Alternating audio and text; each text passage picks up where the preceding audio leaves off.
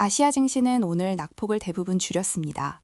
트럼프가 이란 조기 종전 의향을 시사했고 유가도 반전했습니다. 니케이는 1.2% 하락으로 마감했고 홍콩 항생은 0.4%에 그쳤습니다. 그런데 코스피는 4.26%, 코스닥은 4.94% 급락했습니다. 같은 뉴스를 받고 유독 한국만 아시아 최대 낙폭을 기록한 것입니다. 이유는 단순하지 않습니다. 골드만삭스 분석에 따르면 이번 외국인 매도는 특정 두 종목에 집중됐습니다. 삼성전자와 SK하이닉스입니다. 이 두 종목이 코스피 시총의 40%를 차지하는 구조에서 외국인의 반도체 집중 매도는 지수 전체를 끌어내리는 직결 경로가 됩니다. 이달 들어 외국인은 코스피에서 33조 원 이상을 순매도했습니다. 그 대부분이 반도체 업종에서 나왔습니다. 결국 오늘 지수 하락은 종전 기대와 무관하게 반도체 매도세가 이어진 결과였습니다. 그렇다면 왜 외국인은 반도체를 팔고 있는 것입니까? 여기에 두 개의 악재가 동시에 작동하고 있습니다. 하나는 중동전쟁발 수요 둔화 우려입니다.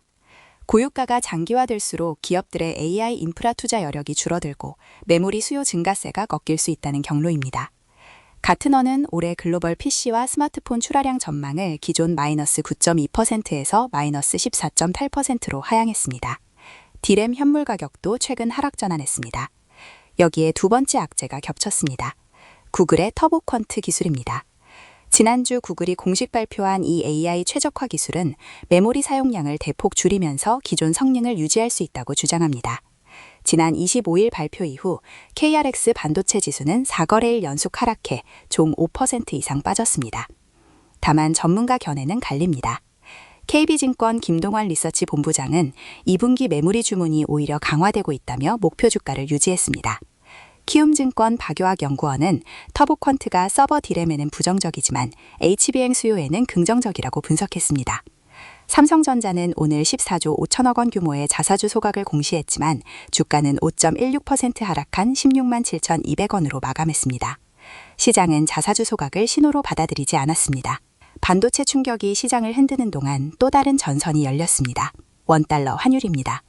오늘 환율은 1,530.1원으로 마감하며 2009년 글로벌 금융위기 이후 처음으로 1,530원대에 안착했습니다. 장중에는 1,536.5원까지 치솟았습니다.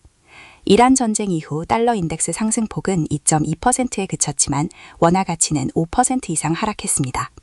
달러와의 상관관계가 높은 엔화도 160엔 선에서 안정됐는데 원화만 유독 급등한 것입니다.